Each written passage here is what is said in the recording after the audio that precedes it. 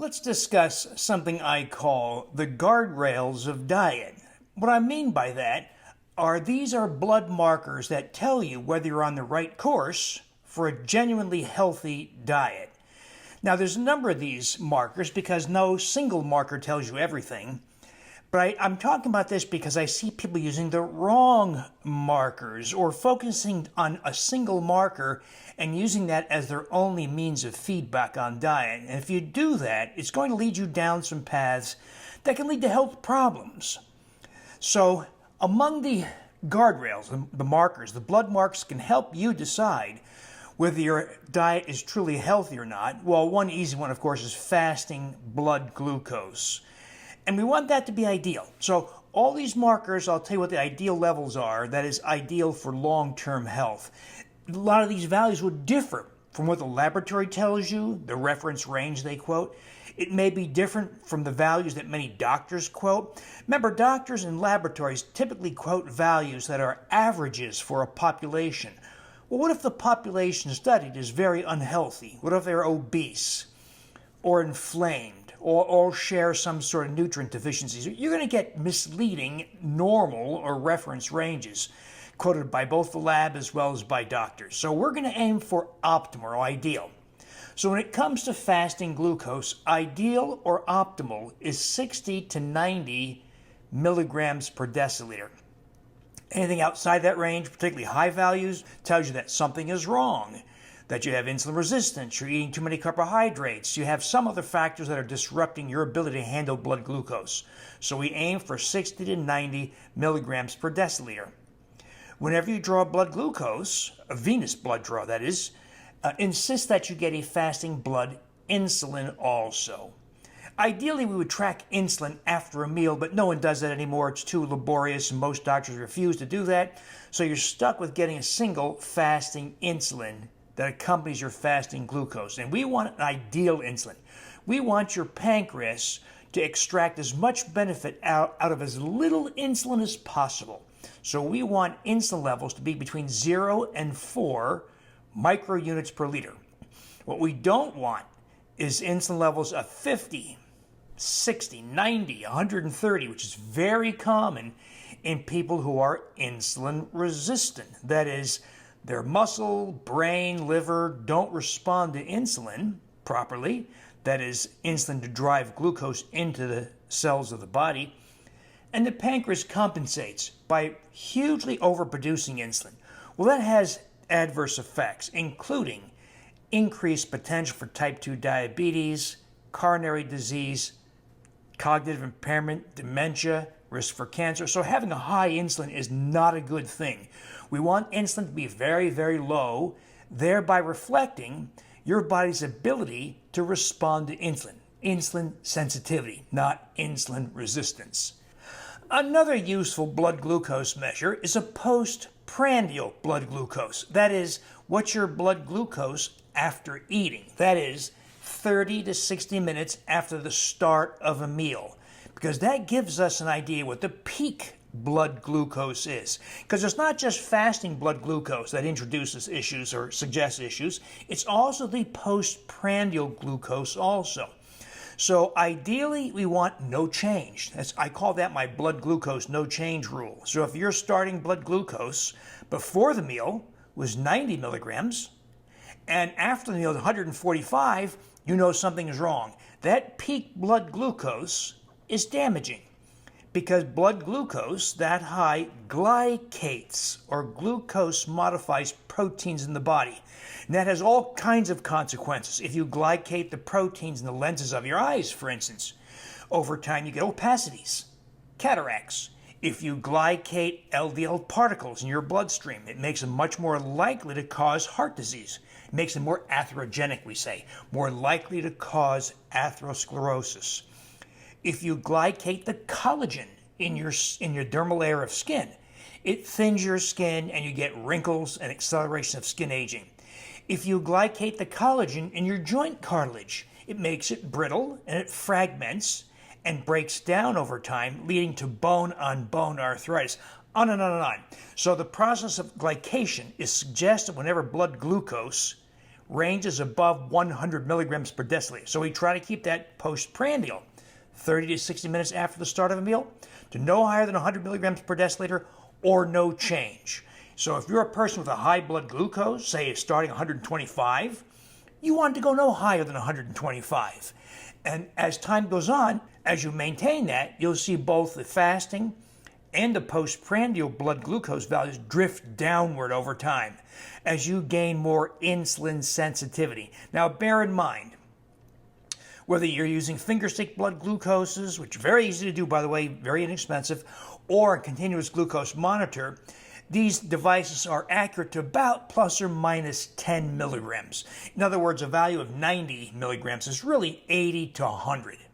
But if you do this repeatedly, you'll get an idea where the values cluster, and it gives you, despite its imprecision, you will get a good idea. But the key here is recognize that postprandial blood glucose above 100 can be very destructive. That process of glycation that leads to arthritis, skin aging, cataracts, heart disease, etc., is irreversible. You cannot undo glycation. Now that leads us to a related measure, and that's hemoglobin A1C. That very common measure, often done it routinely, and the doctor may tell you something like hemoglobin A1C of 5.7% and higher is prediabetes, 6.5% higher is type 2 diabetes. So you can track that also. That gives you insight mostly into the postprandials, just like the postprandial glucose we talked about. Hemoglobin A1C gives you a kind of a running gauge of postprandial glucose. Downside, it's very slow to respond. Now, those of you who invest your money know what a moving average is. So hemoglobin A1C is a 90-day moving average, meaning it's very slow to respond. It only begins to respond at about 60 to 90 days, 6 months or so for full effect. So it is helpful, but don't use it for getting rapid feedback because it's not fast enough. That postprandial glucose is better. And I should mention that the way we do postprandial glucoses, that is 30 to 60 minutes after the start of a meal, is very different from what your primary care doctor or endocrinologist might tell you. They might say things like this: take your blood glucose prior to a meal and then 2 hours later. Why would they tell you that? Well, they're trying to see whether your blood glucose reverts back to its baseline on insulin or medication to reduce blood glucose. That's not what we're talking about here, right? We're talking about trying to identify the peak blood glucose, as shown by that 30 to 60 minute postprandial, or less so by the hemoglobin A1C, to identify whether you're glycating proteins. We don't care about whether reverting back to baseline. That's not what we're after on drugs, that is. So that's why my advice is very different from what many doctors are going to tell you. Another really important guardrail to tell you the quality of your diet is triglycerides, one of the most powerful indexes of all. It's one of the 4 measures on a basic lipid cholesterol panel, along with HDL cholesterol, total cholesterol, LDL cholesterol. Triglycerides are typically the most neglected, yet it's the most important, most powerful feedback you can get in a lipid panel. The other measures are almost worthless, except for the HDL cholesterol we'll talk about. The triglycerides are very helpful, but you cannot pay attention, you cannot follow what the laboratory says is acceptable. The laboratory will say 150 milligrams per deciliter or less is okay. Is that true? Absolutely not. That is complete, utter fiction. It's nonsense. You can be a metabolic mess with a triglyceride level of 125 milligrams per deciliter. So what we want, follow me here. You want a triglyceride level, fasting triglyceride level of 60 milligrams per deciliter or less, because that's the low level that we know you stop causing distortions in other lipoproteins that cause heart disease. So VLDL, very low density lipoproteins. VLDL are triglyceride rich. So the triglyceride level in your blood reflects the level of VLDL. And a level of 60 milligrams per deciliter or less tells you have very little VLDL that's contributing to causing heart disease, and very little VLDL interacting with LDL particles that lead to small LDL particles, the real most potent cause for coronary disease, not LDL cholesterol. So that triglyceride level of 60 milligrams per deciliter or less tells you you don't have much VLDL, you're not creating heart disease with VLDL nor with small LDL. It also gives you feedback on whether your liver is engaging in a very important process, the liver de novo lipogenesis process. All that means, de novo, new, lipogenesis, fats, making new fats. And so when you feed your liver any carbohydrate or sugar, it could be fructose, it could be the amylopectin A, unique to wheat and grains, it could be high fructose corn syrup, whatever, sugars or amylopectin A, carbohydrates of grains. Your liver is very good, very capable of converting those carbs and sugars into triglycerides. Now, some of those triglycerides, by the way, stay in the liver. That's one of the factors that leads to fatty liver. Some of those triglycerides are released into the bloodstream as VLDL particles. But you can identify how much VLDL you have by this very simple marker, triglycerides, fasting triglycerides. So we want as little of these processes as possible, and that all gets subdued or is occurring at a very minimal rate when you have triglycerides of 60 milligrams per deciliter or less. Another measure that you need to follow as a guardrail of diet, small LDL particle quantification. Typically, we use the nuclear magnetic resonance, NMR. Sounds complicated. I've been doing it for over 30 years. It's widely available. If you ask your doctor and say, hey, I want an NMR lipoprotein panel, if the doctor says, oh, we don't do that here, it's experimental, insurance doesn't cover it, those are all lies. None of that is true. Insurance covers it, including Medicare. It's widely available. Labs will draw it for you, and it's very inexpensive. While a conventional lipid cholesterol panel might be $12, this one might be $80 and $90. It won't break the bank. So there may be a little bit more in a copay, say, but it is available, and the information is far more valuable than the nonsense that comes from a standard cholesterol panel.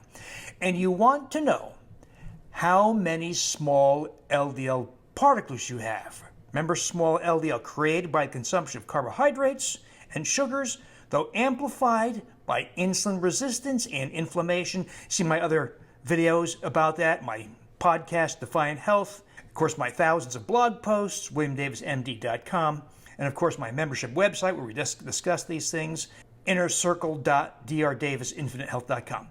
We quantify small LDL, the real cause of heart disease, not the fairy tale fictitious LDL cholesterol. That's not even measured. So small LDL, and we want it to be no higher than 200 nanomoles per liter, particle count per volume. Ideally, 0. So that tells you the quality of your diet and whether you have some measure of insulin resistance or inflammation driving the formation of small LDL.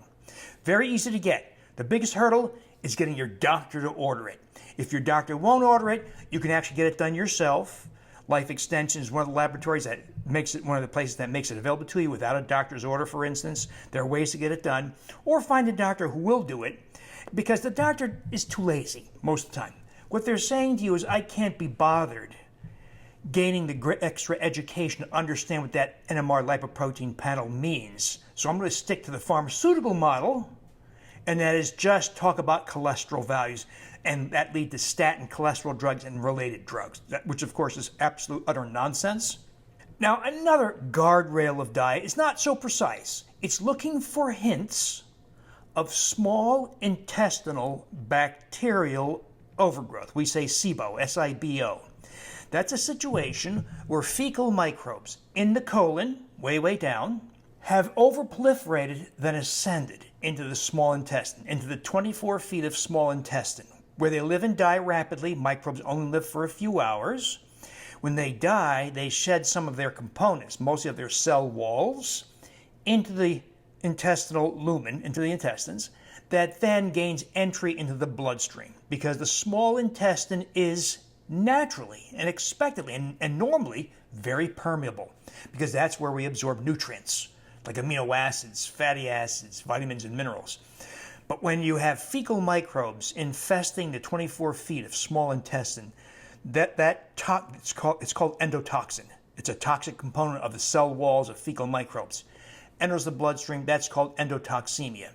And that can result in hints that you have SIBO, thereby you know your diet is probably being a contributor to your SIBO.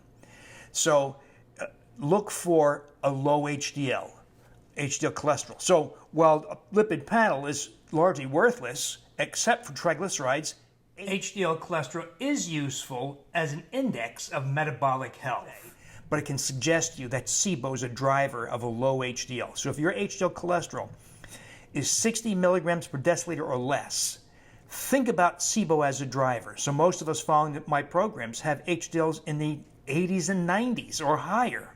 In other words, great metabolic health. C-reactive protein, a marker, a non-specific marker of inflammation. If your C-reactive protein is above 1.0 milligrams per deciliter, it hints at SIBO and endotoxemia being a driver. If you have a stool test and it includes a fecal calprotectin, that's a measure of inflammation, that can suggest SIBO if it's high. If you have a low fecal calprotectin, it doesn't mean you don't have SIBO, so it's only helpful when it's positive. Now, markers that are not useful as guardrails, cholesterol values, total cholesterol, LDL cholesterol, for a variety of reasons. First of all, LDL cholesterol is not a real number. You may notice when you have your cholesterol tested that it says LDL cholesterol, let's say 130 milligrams per deciliter, in parentheses, CALC, or calculated. It's calculated. It's not even measured. They calculate it using an equation. It's called the Friedewald calculation. That is miserably outdated. It's about 60 years old. It should have been discarded a long time ago. It's such an crude approximation of LDL particle counts. It was very difficult to count a number of particles in the bloodstream in 1958, 1960, when that calculation was derived. And so what they did was they used a marker for those lipoproteins. In this case, they used cholesterol. But people interpret that to mean cholesterol is the cause of heart disease. Cholesterol is not the cause of heart disease. It was meant to be a crude and indirect marker for the particles that do cause heart disease. But we can measure those, like that NMR lipoprotein panel I told you about. You can measure the small LDL particle number and some other measures also. So ignore LDL cholesterol, ignore total cholesterol. I tell people, get a big, thick black magic marker and cross those numbers out. They are meaningless. The tragedy of focusing on LDL and total cholesterol as markers for cardiovascular risk is that it takes everyone's attention off the real causes of heart disease. Now, if that interests you, see my other videos, podcasts, blogs, books, etc., that talk to you how to really gain control over cardiovascular risk. But in this case, we're talking about so-called guardrails of diet. Be aware of these factors. They give you feedback on the quality of your diet. So don't focus on one thing like fasting glucose. Focus on the entire picture. And that's the way to gain insight into the value of your diet.